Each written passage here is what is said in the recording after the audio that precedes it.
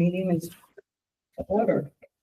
We do have a quorum, and the purpose of this meeting is a discussion on the meeting procedures, including public comment policy, with the intention of supporting the orderly conduct of business of Board of Elections and pursuant to the bylaws of Talbot County Board of Elections as set forth in Article 3, Section 2B3. Public participation at a meeting shall be pre-scheduled and pre-authorized by the president. Public comments made at board meetings should be related to agenda items or general policy over which the board has authority. This planning meeting has been called to discuss and formulate protocols so that the public comment may be a meaningful, orderly, and pertinent to the agenda. Some examples have been provided to the board from other public organizations, and the board has been encouraged to review examples of protocols in place by other public organizations. With the understanding that public comment shall henceforth be scheduled and pre-approved, specific guidelines can be helpful in providing guidance to the public in this regard. Those protocols would need to be made public and in writing after approval by the board. The protocols that the board should consider may include, but aren't limited to, number one, a time frame for approval of public comment submission. 2, pre-approval criteria statement. 3, written submission requirement. 4, time limit. 5, handouts. 6, signs and posters. And 7, other. With item 1, the time frame for approval of public comment submission, State Board of Elections board statement referencing bylaws 3.2b has the time frame for 5 p.m. prior to the meeting. Their meetings are, I believe, mid-afternoon. Yes. Montgomery County, and I'm using the material that you all received, so I just gleaned the information from those examples and also from a few others that I have looked into. So the information I'm sharing with you, you all have. Montgomery County, the beginning date for the time frame is posted. There is no time date that I could see on the information that I have. In Washington County, they indicated no later than 5 p.m. the day before the meeting. In Anne Arundel County, they indicated 4:30 the day before the meeting, and I did not see anything in the Talbot County Board of Education. I didn't see any time frame there.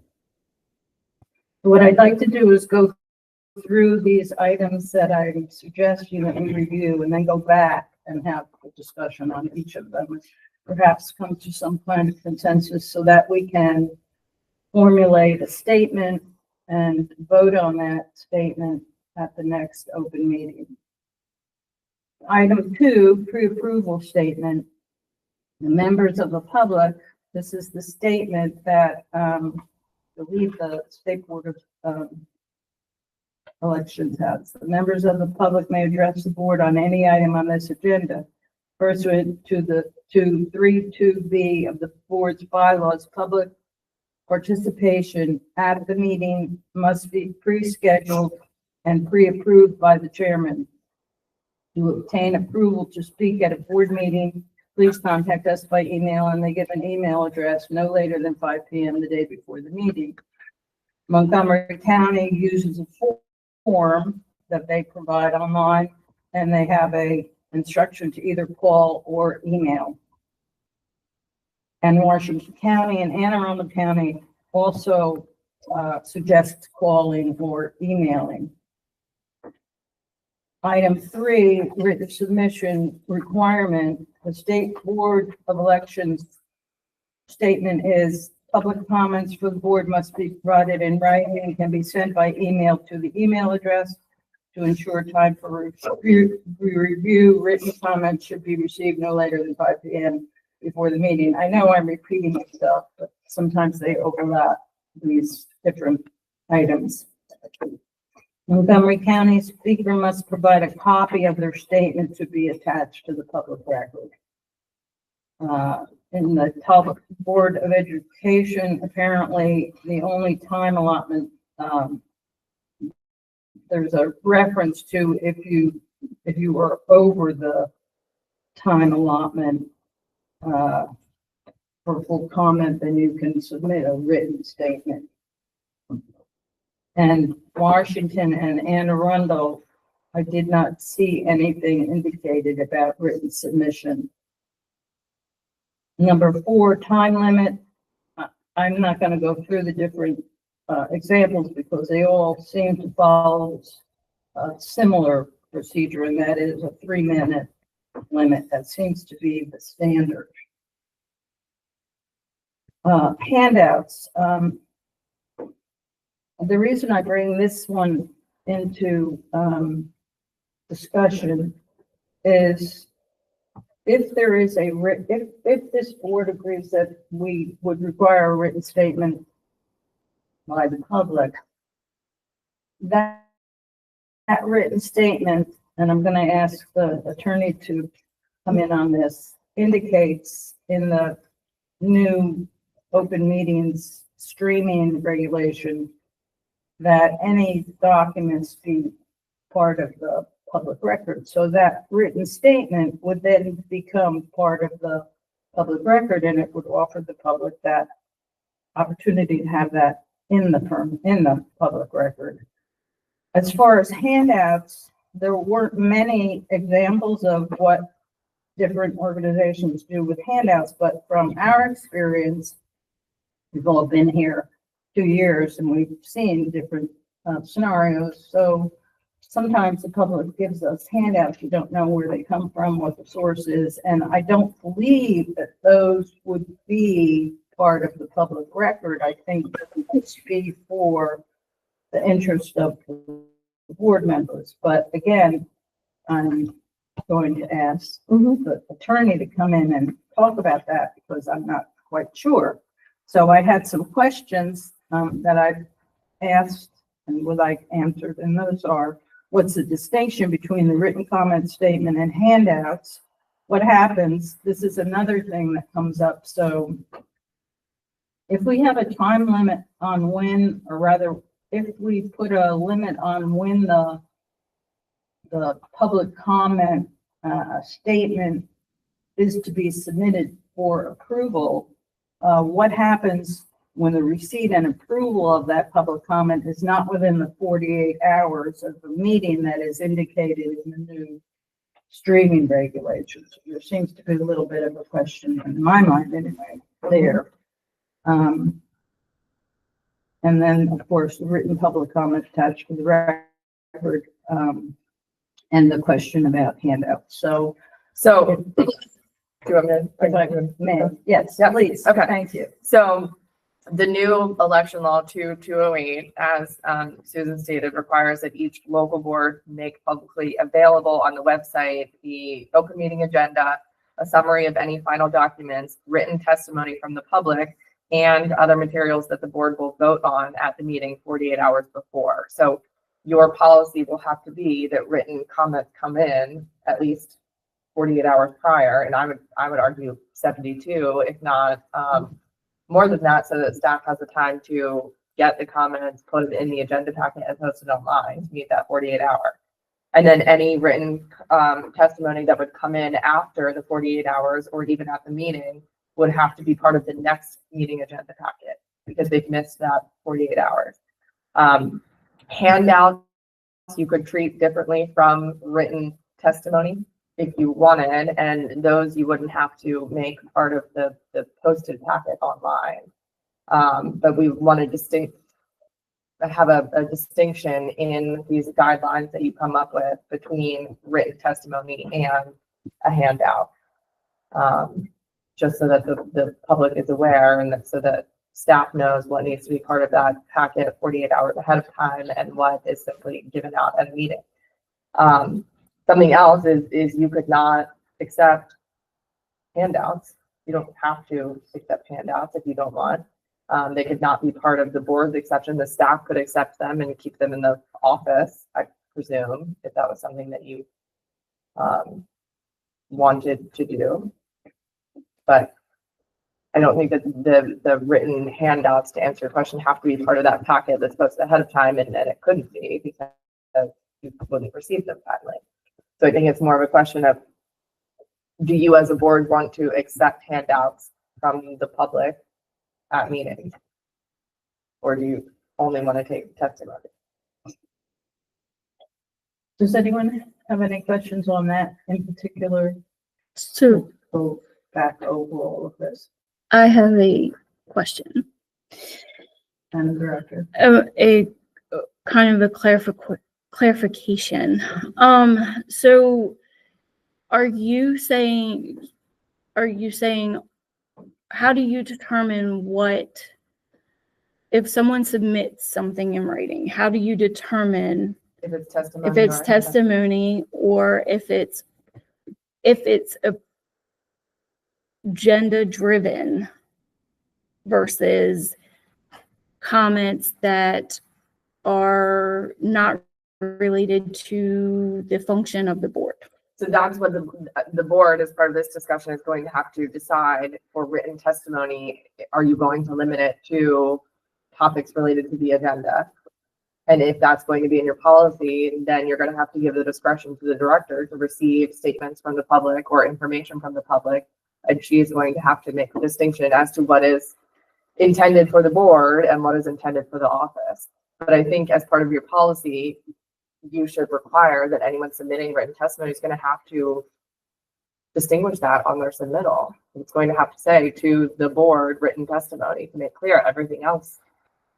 Because I guess you're using the word written testimony, but to give an example of what we have seen in our meetings is if, say, it's a concern about a answer that was received from the office. That's not a function of the board. It may require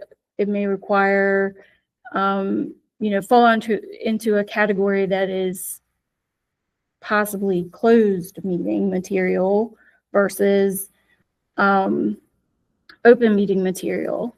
How do you distinguish that? But if someone submits something and says it's written testimony, whether it's closed session or not, they wouldn't be prohibited from coming and speaking that generally. So it has to be part of that packet. Like if I, as Lindsay Ryan, submit a letter and I say, this is my written testimony for the board meeting, and it relates to something unrelated to the board, something completely irrelevant, like the toilet paper you use in your office, and I decided I don't like it, and I'm going to send a letter. But I say that it's written testimony for the board, it has to go to the board. Like I don't think that you can start differentiating what doesn't go to the board and what does, because to me, I feel it's important that the board know about that. So they can't do anything about it, but I've said it's my written testimony. Right. So generally what the policy is when we receive any sort of correspondence, it goes to go to the board unless it's related to the office. But if someone says this is specifically my testimony for the board meeting, I don't think that you can then take that away. Even if it could potentially be a closed issue for the board. The communication itself is public information. I mean, I would be able to get that under a Public Information Act. So maybe the discussion is part of a closed session. But my written material is still public. So I'd like to interject something. So if we go this route, the most important part of this, I think, is to make the public aware that statements that they wish to make to the board need to relate to the agenda. that is the statement that I think is appropriate. And therefore, when the president is supposed to review the statements, that review would only be based on, is this related to the agenda? And it removes a subjectivity. If that's going to be your policy. Yes, Yeah. well, that's where I'm headed, because as the person who is reviewing the statements, I do not want to have something that's subjective. I would, So- I want to be would very say your clear. example of the toilet paper would be one that they would just keep on file. It would be declined by you in If- reviewing it. If the Because it's not on the policy, agenda. if the policy is set that written testimony to be part of the board packet has to be relevant to an agenda item, then yes, you could differentiate those two. So if you look at something like the Board of Education's policy, they specifically state that it's what is appropriate and what is inappropriate And that's to fine. put before the board. And they spell out, issues with students, issues with staff, legislation, legal issues. And that is written in their policy, and the board would have to determine how extensive they want their policy to be. Yep.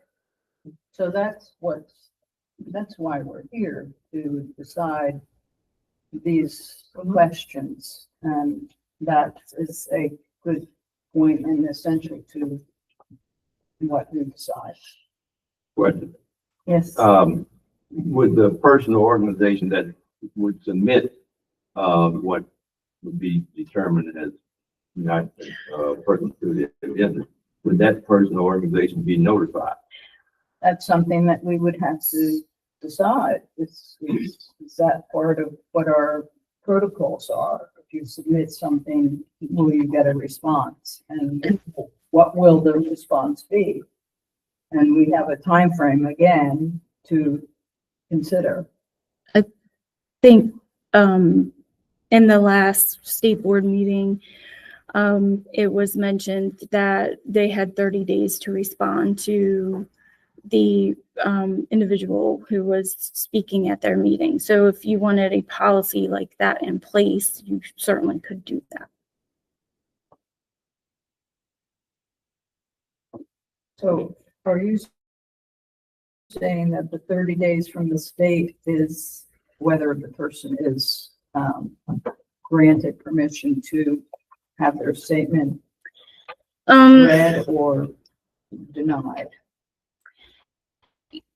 I mean, you could just have an overall policy that whatever comes through, whether it's denied or allowed, the board responds to the individual. There may not be, when you're not required to respond or answer questions in the meeting, you're giving the individual the time to speak. If there's further information that needs to be provided, or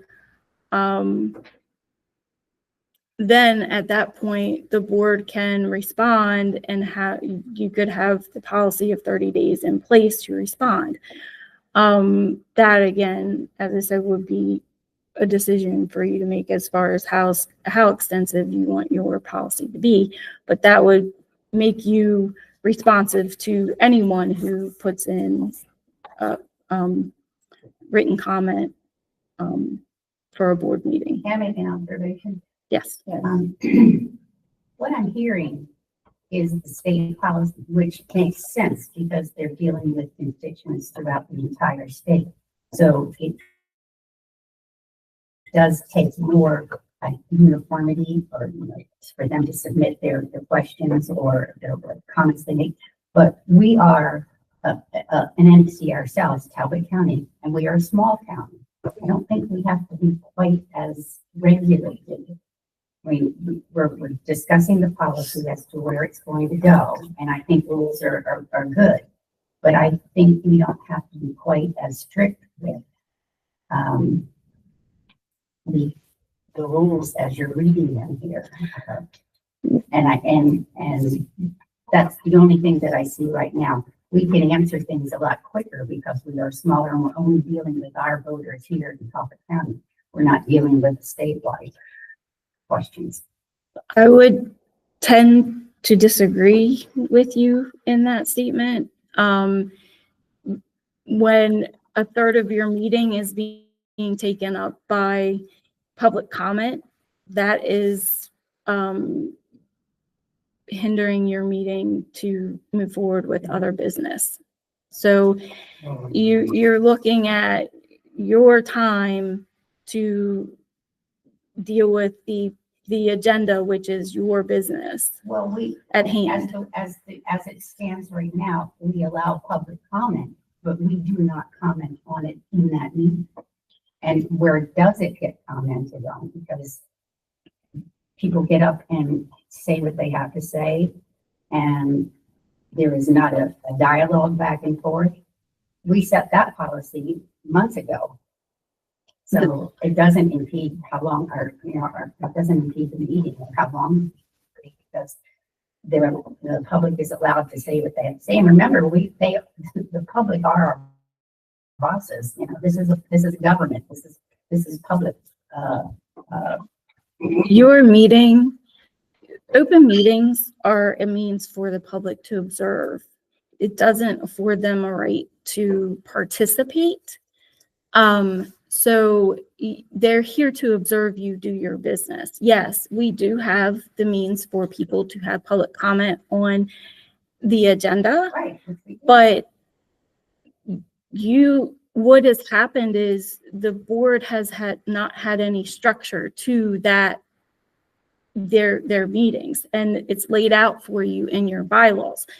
And then you are having public comment that is running longer than 3 minutes, and it's taking up your time to get to the agenda, which that is your business. You have a structured meeting, but if you do not have a policy in place, or if there is a policy in place and you are not following it, then you are allowing, yes, the public can speak, but you are allowing them to take your meeting over for their own agenda.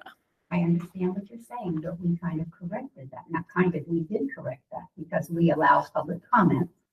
And we did not put a time limit on it, did we, Susan? I thought it was 3 minutes, but we don't have anything written in our bylaws. but there's also a distinction between, so now you have this new law and the posting with the packet ahead of time with written testimony 48 hours in advance. It doesn't prohibit public comment. So I think that's a discussion that you all need to have. Are you going to restrict it only to written testimony? And if you are, then the policy needs to be That's a that, whole different animal. right. But I think that has to be part of the discussion. If it's going to be written only, and then if it's written only, when does it have to be submitted so that it can be part of the packet? And while we only have to post it 48 hours ahead of time, the staff has to prepare the packet. They have to mail it out to everyone. So it's going to have to be received probably a week in advance, now that I'm thinking about it, just so that you have it for the packets to go out in the mail. And if not, are you going to allow public written testimony to be part of the packet and also in-person public comment? And if you are, is there going to be any limitations on that? I mean, you're setting meeting policy, so you might as well address it all. Okay, so I have one quick question. So yes, in the past, we have sent your packets out a week in advance. With the new law, because we are now required to post the meeting materials on the website, I'm not sure if there's any limitation as to receiving it in advance to So have now it at board a week members in can hand. just go online and pull the Right, packet, because yeah. the packet is available for anybody to print off of the website. Mhm. So in order to move forward and come up with these protocols, I would like to go back to the different items that were suggested for discussion and see if we can get a consensus on how to proceed. So the first item that was mentioned is the time frame for approval of public comment submission. And do we want to have it be, as Lindsay suggested, 48 hours or more? Do we want to follow a procedure that has been indicated in the examples that we have, which is the day before, sometime the day before? Well, we can't do that because we have to post it. It has to be posted at least 48 hours. Well, if we make a distinction between written public comment and not written public comment, we would have to make a distinction between those two. I think that's gonna be a pain in the butt. Okay. I mean, Yeah. I think you just say any written testimony from the public has to be submitted at this time, not written statements can be submitted 72 hours, but handouts can be submitted an hour before. I mean, if the public can submit something anytime that they want. They can submit it to Tammy and Tammy can have it. It doesn't necessarily become part of the packet. Lindsay, do you know how the state board determines what is approved for their meetings, what from the public? Well, what they I have don't. said is what I quoted. Right, agenda. And that is, the members of the public may address the board on any item on this agenda pursuant to 3(2)(b) of the board's bylaws. Public participation at the meeting must be pre-scheduled and pre-approved. To obtain approval to speak at board, please contact us by email. And then. But yeah, but to answer the question, no, I don't know how they, I mean, because our agendas are very general. So, you know, how would the public know? I mean, other than like towards the end of it, we talk about maybe the relocation of the office or things like that, that really the public is not concerned with. So, Well, but there are a lot of things that the public has made comment on that have nothing to do with the agenda. And that has, in a way, made the following of the business of the board somewhat difficult because of the fact that oftentimes with it not relating, the board is not capable of responding. So what I think needs to happen is the public comment needs to be related to items on the agenda because that is the business of the board. The items on the agenda, that is the way we conduct business. So, and that also, if we use that as a criteria, that removes the subjectivity of what is presented. so our agendas need to be more focused on what we're actually going to be discussing. They're not going to be general like what we normally do. So Thoughts? your agendas list your items of business, and then the material that is handed out in your packet relates to your agenda. That material is now going to be available 48 hours ahead of time for the public to review. It most likely will be more than 48 hours in advance for review. As we send out our packets and our agendas a week ahead of time. So at your question about the agenda being general, yes, but now the public will have a chance to review the items before your meetings. So I'm going to go back to the items that were originally suggested to come up with protocols, and I'll switch the sequence so that we can try to arrive at some agreement. So perhaps we can go to item number 4, which is the time limit on the public comment. Do we want to have a time limit? And if so, what would be the time limit? I'm talking about the actual time that public comment is made. Do we want to have a time limit on that? And if so, what is the board's thinking on that time limit. Good, comment. Now, are we talking about time limit, total time limit or time limit per person? Well, again, I think we're talking about time limit per person. I think 3 minutes, that was reasonable. That's fine. So I'm not going to ask for any vote. What I'm thinking is we'll collect the consensus and then try to formulate a policy statement to present to the board at the next open So meeting. will we continue that the public has 3 minutes to present their testimony?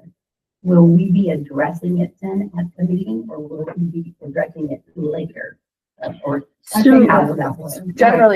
Generally, public comment is just a comment. It's a statement that's made and it's not a response. I think if public comment warrants a follow-up, you would have, and this is just one way to address it. You would have public comment and then towards the end of the meeting, you would have like board member remarks.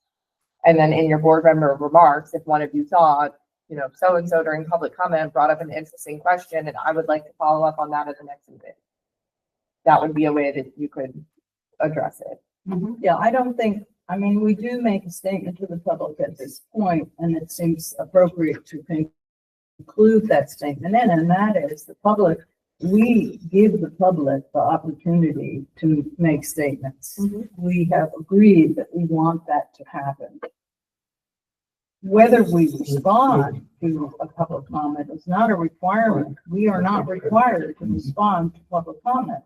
If one or another of us wants to respond, we have the opportunity to do that, but we're not required.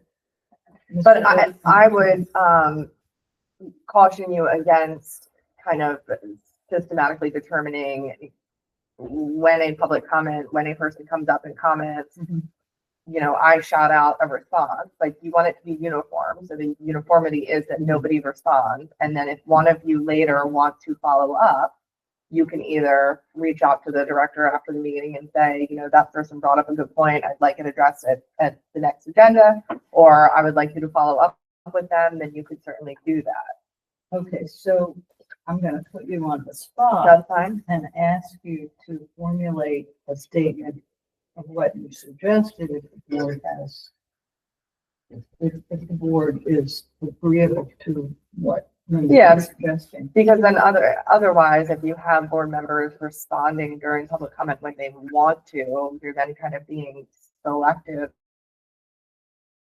as to what you respond to, and then the public doesn't have an idea of, oh, they might respond to me, they might not. I think that the policy is that we don't respond. But if you bring up a topic of board concern, and it's something that you feel needs to be addressed, you address it by following up with staff and having staff follow up with them, or by placing it on a later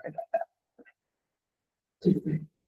Susan, I like what Lindsay had said about putting on the agenda that they, at the end, board member remarks, and then the board member, you know, if I say, hey, I would like to address that at the next meeting, as opposed to just having to contact the office and say, let's address it at the next meeting, just let the person know, I like what you said, we'll address it at the next meeting, then it'll be on the agenda at the next meeting to be addressed, whatever comment they make. And if nobody wants to, then you've got that space, and then it's just kind of like disclosures. Yeah. Are there any disclosures? Yeah. No. Yeah. Are there any comments? No, there's no board member comments. So, but then you're not leaving it up to where to contact Tammy and then her having. to- And then the public knows that the They person know who ahead is, of time. They yeah. don't know that I've contacted Tammy and said, hey, let's put it on the agenda. They won't know till the agenda is posted next time.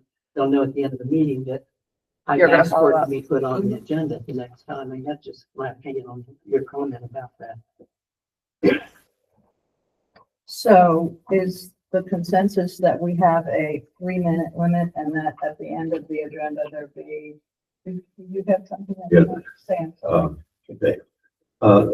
Let's suppose, and I hope that I'm not getting too far from what we're talking about. Let's suppose that I'm a member of the public and there is something that I really want to be on the agenda, would like for it to be on the agenda, and the board never places that item on the agenda. What is my recourse as a member of the public to get whatever? Obviously, it has been something personal to election, but what's my recourse? So we're not really discussing being put on the agenda. We're discussing public comments. However, there is a vehicle to have the public request to have an item put on the agenda, and that would be to write a letter to the board. The board would then review that letter and decide if that request would be granted to have an item put on the agenda.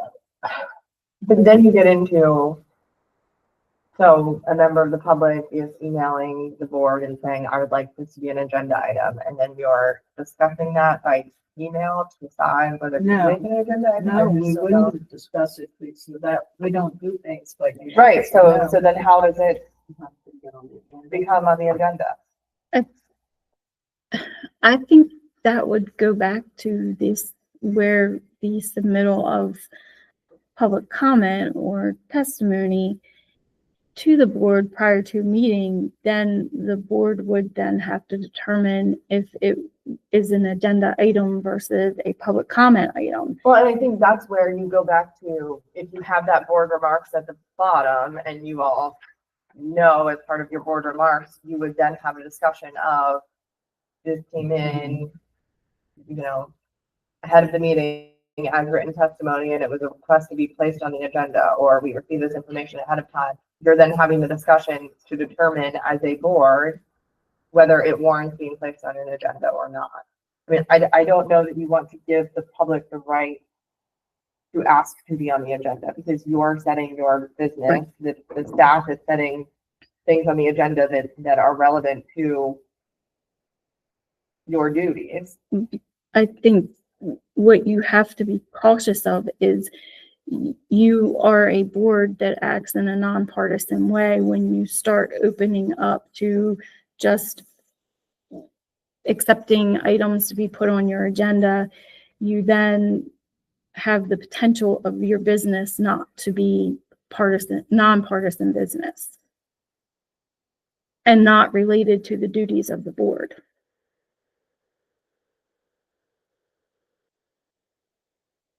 I don't have a quick answer on that one. But you've never, I mean, in the past, you've never allowed the public to request to be on the agenda or to put a topic on the agenda. Well, until Why- a few years ago, it never came up, and Susan and I have been on the board, this is our Yeah. 18th and 19th I hear year. ya. I know you've heard that 1,000 times. But, it never come up before. Well, I think the important point that's being made is that if there is something that the public has addressed to the board, that the board determines is significant to the board business, then it is the board that decides if it's going to be on the agenda. But that doesn't need to be part of your policy. No, I think it's a different topic from what we're here today to discuss. It has to do with the public, yes, but it's not really part of public comment protocols. So Well, I'll withdraw my question until later, that's more. I'm sure it will come up. But I'm very sensitive to, persons who have what in their mind is a personal relevant issue. I'm very sensitive to the fact that there should be some avenue for that person. I'll read that. That's. Okay, so, so far, we have agreed that the time limit will be 3 minutes and that there'll be a statement about, Lindsay referred to, that will include, I'm gonna take the easy things first, and then we'll go back to the more. Susan, Yeah. Madam President, that's 3 minutes per speaker. Okay, so one of the things that was in the examples that you were giving is the consensus is 3 minutes. However, some of the organizations have made statements that if you're representing a group, the 3 minutes would be the group, the limit to the group, and something else. There's no, one or two mentioned about seating time, and that would not be something that we would want to do. Is there a total timeframe for public No, comment? Like there was 15 no minutes or 20 total minutes? content. No, as far as I know, there may be, But it wasn't I mean, stated, at our expression. So going back to the group thing, okay, so if an individual is allowed 3 minutes, but if an individual is getting up to talk for a group of people, then you can add, No, that's 3 minutes. that's 3 minutes, okay. So that group doesn't get 3 minutes per individual. That would be part of what the policy would be, as long as that is what the board agrees to.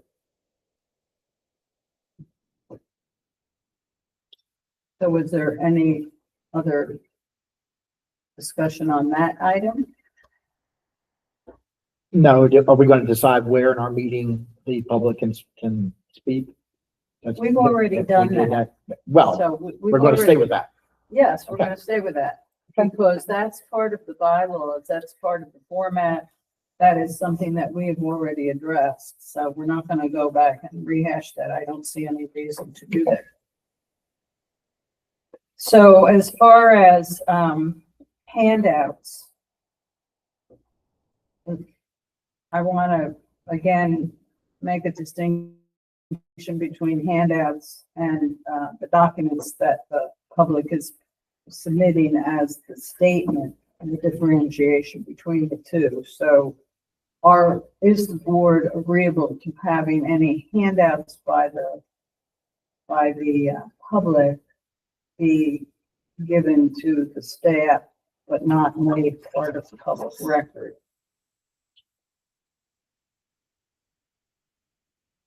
What does the staff do? Give them to the staff if they want to have it. I think they would just be filed, Hmm. but not made public.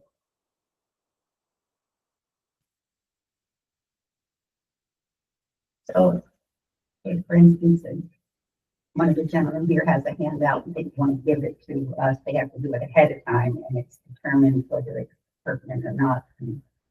Well, I don't think handouts would necessarily, I don't want to be the one to make distinctions on what is pertinent and what isn't. If the public gives us handouts, we can review the handouts. I mean, if they're given to the staff, the board can certainly review them, but the point is they are not made part of public record. They're not put online to be available to anyone who goes online looking at the documents that the board has presented for review by the public. What if the handout is attached to their written public comment that they're submitting? Well, they have to, if we're going to follow a written statement protocol, we would have to not include the handout.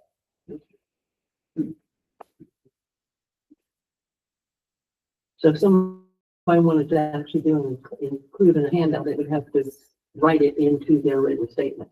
They would have to quote in their written statement, not quoting so-and-so said this, that, or the other part of their statement from the comment.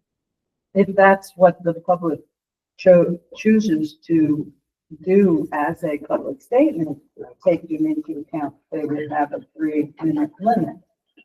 That would be, I mean, if that's what the public, a person from the public wants to do, that would be their prerogative. But So, as far as handouts that we've seen from our experience, I don't see the pertinence of those handouts being made part of the public record, because we don't know where they're coming from. We don't know what the sources are. So it makes it awkward. But I don't think it's appropriate for us to be a vehicle for handouts for we have no idea of. so the other thing about handouts is, so just as an example, this board does not have any sort of involvement in legislation. You don't create legislation, you don't send it to the state assembly. And there are issues with legislation that are partisan discussions.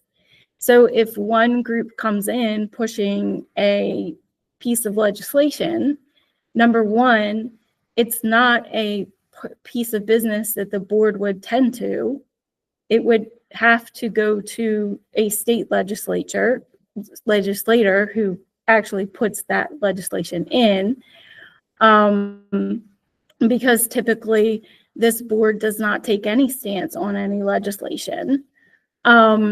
So you're essentially, you have to look at it too, that what are you allowing as handouts as a board and how you function as a board?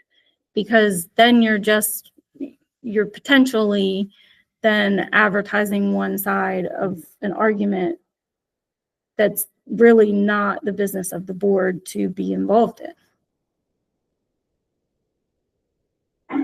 Does anyone else have any comments on handouts?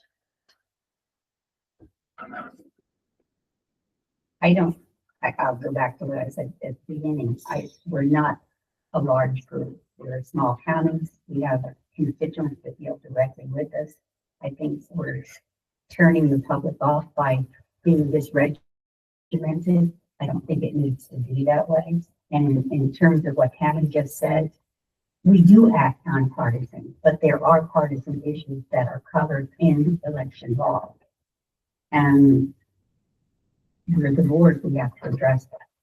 But you, as a board, do not deal with We legislation. don't change it. You do not change it, but we make sure that you it's being worked out. administratively, you have to follow policy and legislation that is put in through our legislators. We have no control over that. I understand, but we have to make sure that we're following the law. That is correct, but having a piece of a handout given to the board that is in favor of one argument or another is not a part of the function of this board. You as a board, just as I as an election administrator, have to follow the policies and the legislation that are put in place, whether you agree with it or not. Well, I think one of the ways we do that is we have an agenda and we follow the business on the agenda. So as far I as, got a comment. yes, Pam, how do we, know what, would be, what the content of the handout would be? Well, I mean, if it's being submitted ahead of time, you would know what the content is. But we have had in prior meetings, handouts that have been given to the board that could be considered partisan material. So I think you need to be specific. that's, But, so just because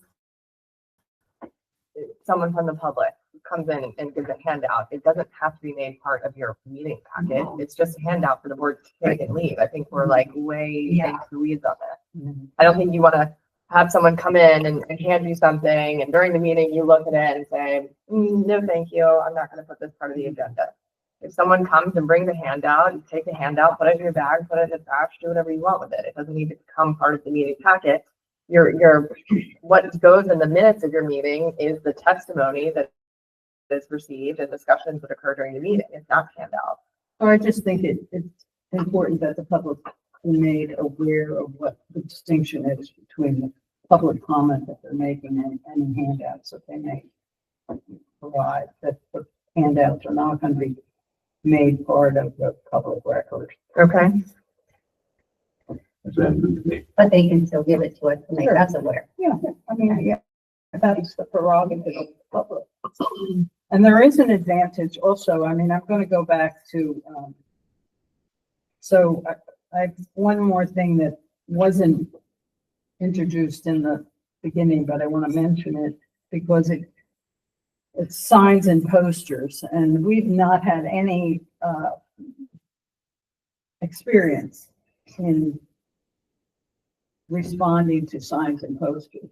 However, there have been in the examples of different organizations, there have been experiences in public sessions that required the officers in the public organization to respond to signs and posters. And so I understand what you're saying, but I also want to be somewhat preventative in not having a disruption to our meetings where someone stands up with a sign or poster in the meeting. So I'm asking the board, would you want a statement in our protocols that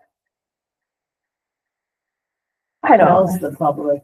I don't think we want to go into prohibiting speech via signs and posters. I mean, if it becomes a problem, you can address it then. Yeah, I agree. Okay, I think the board just knows in the back of the board's head that you're not going to respond like someone in the crowd can't take their notepad and write a note on here and hold it up to you. And if they do, you just ignore it. yeah, I understand that. Okay, that's fine. We'll not do that, not include that. So we have more or less an idea of what we want to do with the time limit, the handout.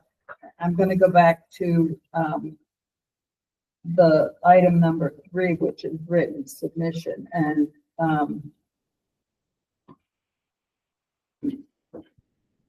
the board needs to decide if the public comment requirement is to be a written submission or not. So that's the first question. Does the board want this to be written submission for approval or just a call saying I want to speak? Isn't it already in the bylaws that way, or is it just that it? There isn't anything. In It just. Oh, I'm sorry. Yes, there is. Well, it says, request. it says, let me read. Yeah, I can't bylaws. remember exactly what it said. Yeah. Hold on just a sec.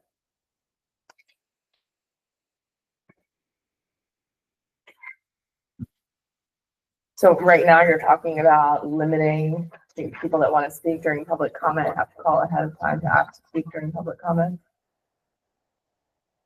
Yes, I'm talking about having them submit a written statement for approval. So the bylaws right now say public participation at a meeting shall be pre-scheduled and pre-approved by the president. So it doesn't say anything specifically about written or not written.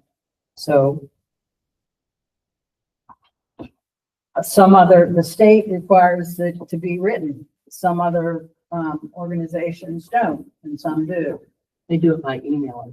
It could be either by email or by bringing a submission into the board. And you're going to decide what gets submitted. It would be the president, yes, and that's again why I think it's important to indicate to the public that the statements made by the public need to be pertinent to the agenda, so that any subjectivity is removed from responsibility to decide which public comment and which public comment is acceptable and which isn't. I don't want to make subjective decisions. That is not something that I want to do. And so my criteria would then be, is it pertinent to the agenda? Susan, how in-depth would a written comment have to, written request submission have to be? Like if I said, I would like to discuss the agenda item on budget, would you need in-depth of what I'm going to say, or just that I want to say that as a public? Well, that's the question that I'm asking the board. Do you want this statement to be written so that you know ahead of time what it is that person is intending to say, or do you want it not to be written? I'm just wondering if we have to have it pre-approved in writing, head down with that, getting close to censorship. Well, I don't want it to be that, but if the criteria is that the statement be related to the agenda, I do not think that that is anything to do with censorship. Because we have the business of the board to do, And only the business. I'd say just that they state what they want to address it on the agenda without going into what I'm going to say, so I don't have to stand up and read what I have They just still have said their to 3 you. minutes to make. Yeah, and they can make their comments based on the fact that they have submitted saying, I wish to address the agenda item budget or the agenda item whatever, without going into detail, and then they have the 3 minutes to speak however they wish on that topic, on the budget or whatever they had submitted, rather than having to submit an entire written thing that they're gonna then have to stand up and read. Also, Basically. considering that public comment comes at the beginning of our meetings, if there's a question that comes up that needs to be answered, and that question isn't covered in the current agenda for the next month, how will the public address that? I mean, it's something that comes up, say in today, but they can't talk about it today because it's not being covered on the agenda for today, but it's something that really should be addressed. Do we then decide to put it on the agenda and we'll answer them at that point, or what happens? Does it just? Well, that would be something that Lindsay had suggested, that we have the board have an opportunity to make, Or remarks. comment. So then if someone has a public comment that they've made that, we feel needs to have an answer, we would then discuss that. So we could do it at the end of the timeframe. current meeting. We'd add that to our agenda board remarks. Yes, Okay. right, I right. think you're still Pardon? sort of blurring the lines here with, as Lindsay said, public comment is generally a statement that is being made. And if a question is asked during public comment, you're not required to answer that question. So yes, you are discussing a vehicle to say, for the board to say, this point was brought up in public comment, should we put this on the agenda? You are not directly addressing the public by answering a question to them at that time. You are just stating that whether the board feels it is something they need to discuss further and provide an answer. If it is a question like of policy or of procedure, then with the answer within 30 days, that would be the vehicle for the board to then answer that question. You're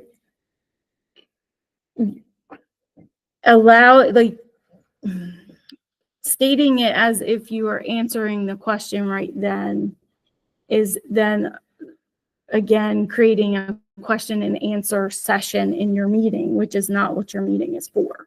Well, that wasn't the intent of you putting that at the end. It was just to say. No. Yeah, I think that's, I think it should be discussed at the next, I like what someone said. yeah, Right. you're not And we using should board discuss, remarks. Put it on the agenda for the Right. next meeting. Yeah, you're not Right using then, board remarks to say, we And then received your we're going to question the time. next meeting. Yeah. Further Yeah. develop it. Or if someone said, what color is the grass? You're not going to, at the end of the meeting, say, thank During you for public the testimony, we heard this question, and it was nothing, and yeah. we, Probably depends on what drugs it's- you're on. blah, blah, blah. Yeah. True. So what I'm hearing is that the board is more comfortable with having the public be able to schedule a public comment, but it not be required to be in writing. Is that where we are I think so. with that? So you're gonna accept written testimony that has to be submitted at a certain period, which you can discuss. And then you're also going to permit in-person testimony limited to 3 minutes. Yes.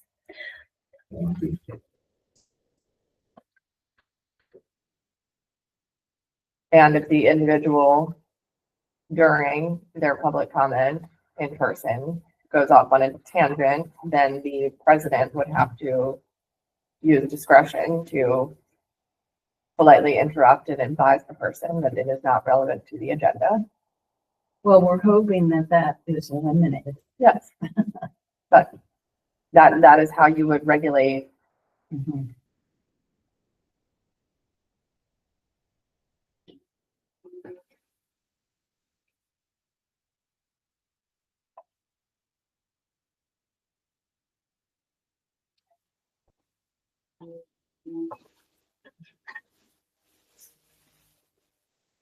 So we're not making a written statement requirement. However, if the public wants to make a written statement, then the time frame would have to follow. You have to that. decide, yeah. Mhm. Okay, so if there is a written statement, we then are, the written statement, if accepted by, to be put on, to be part of the public comment, would have to follow the Open Meetings, Act of 48 hours, is it? It has to be posted 48 hours So then ahead of there's time, a so. time frame for review that we would have to include, and that's, So I would I'm say, not sure what, have to give that some thought. yeah, I mean, actually. I think typical is 5 days, between 5 and 7 ahead of time. When would you be posting all the rest of the agenda items, timeframe? Online? So as I said, we typically send you your packets a week in advance. So If we use Um, that as a guide? that Well- would be our guide.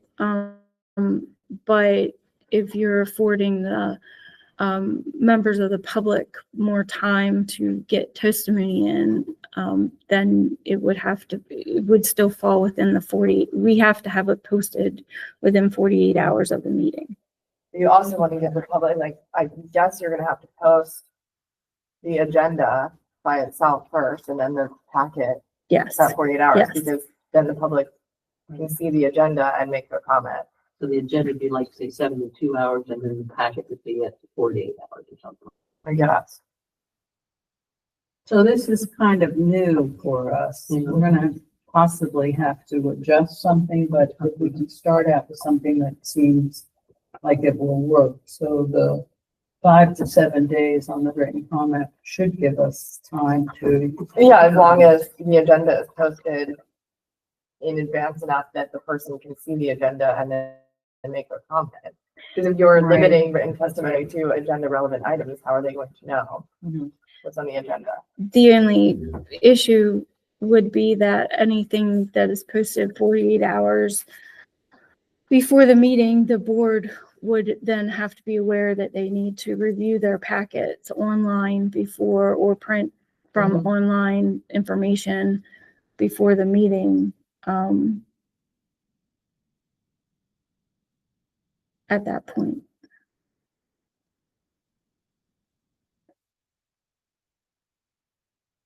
I have to think about that with these timeframes, and I mean, we'll come up with a statement, but in my own mind, I have to give it some more thought. You're gonna have to basically have different times, because like she's saying, you're gonna have to, let's say the agenda have to be posted 72 hours, and then they have till 48, not 48, they have like 50 hours, whatever, to submit the comment, so it could be posted at 48 hours, so you're gonna have to figure out the 2 time frames prior to the 48, basically. It's 48 is when everything has to be posted, but like Lindsay was saying, you're gonna have to have the agenda posted separate, so they can see the agenda and see if they want to make a comment. Or request a comment. Yeah, so a lot of times when, I won't say a lot of times, places that I'm familiar with that post they call it a board packet. Which would be, your agenda and any items that the board receives during their meeting, whether that be, presentations or whatever documentation. There's a preliminary agenda posted in advance, and then the packet with the final agenda is posted closer to the meeting. Yeah, I'm wondering, do you think we can get that agenda, a preliminary agenda, actually sooner, so that it would give the public more time to see whether the agenda is pertinent to the comments that they would like to make? Do you think So we could get it out? further out than 1 week in advance of the meeting? Well, right now we get it out 1 week in advance. Yes. But we usually have to meet before that to Yes. decide what the agenda items are going to be. So what I'm asking is, do you think we could formulate the agenda so that it can be put out with more time for the public to look at it? So what you're asking, so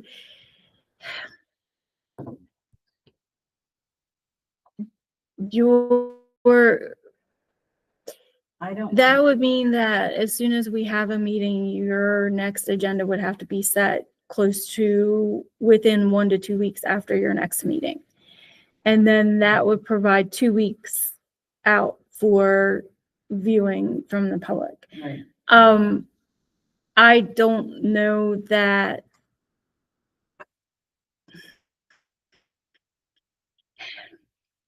I don't know how feasible that is. I mean, it is, but at the same time, in an election year, when there are sometimes we have to have emergency meetings for things that come up we're not in So control of. just looking at a typical meeting. So if you meet on Wednesday morning, a week in advance, you have an agenda posted. That gives, say it's posted, Wednesday morning, the week prior to your meeting. That gives Thursday, Friday, Saturday, and Sunday for individuals to review it and submit comment prior to a Monday morning, 48 hours submittal posting deadline. So I guess if your posting deadline would be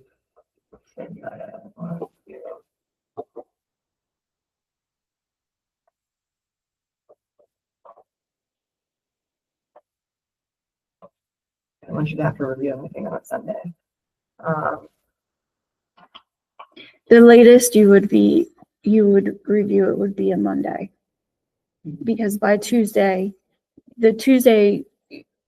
if it's not reviewed by Monday, and it would have to be in the morning because Right, you want to then meet you're the not supposed to have 48 hour, hour. right.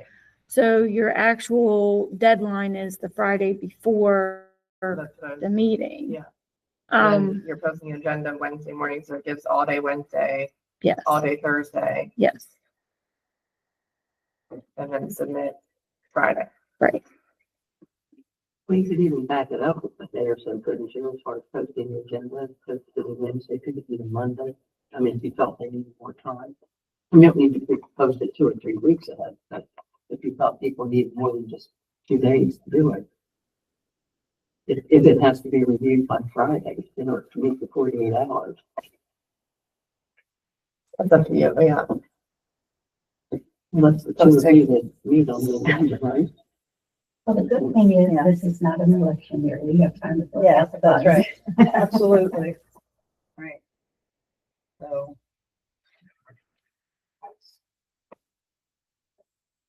So let's go over the time again. So we have a 48-hour requirement, To make the packet available online. and we post our agenda 7 days ahead. And Yes,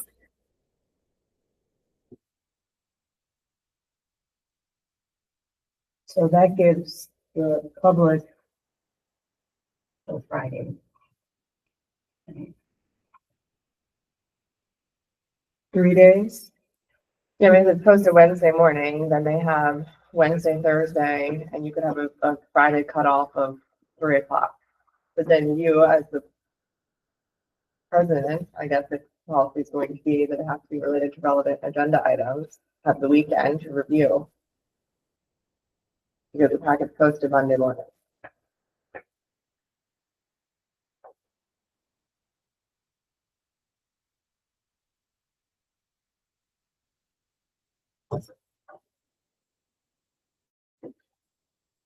Okay, we'll go with that and then how this works out. We'll make a statement and we'll go over this for a vote on the next open meeting. So the last, item, I believe, that we need to incorporate is the pre-approval statement. And my suggestion is to follow, the state guidelines and make it simple that the members of the public may address the board on any item on the agenda. That would be the, During public comment period. yes. The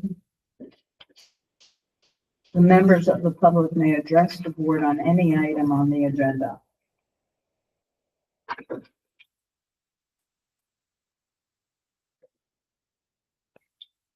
Does that sound reasonable? Yes.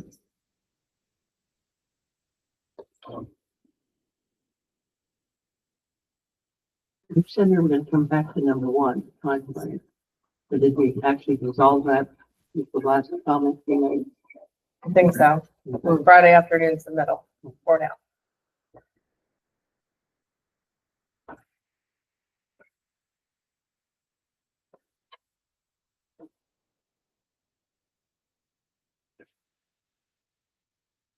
Are there any other items on the protocol for public comment that we would like to discuss?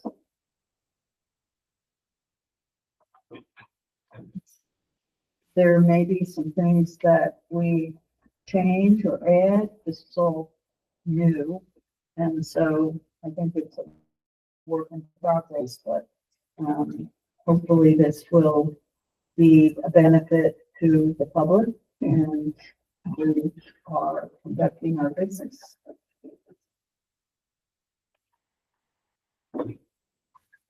Well, if there are no other comments, then the next meeting is scheduled for June 18th at 9:30.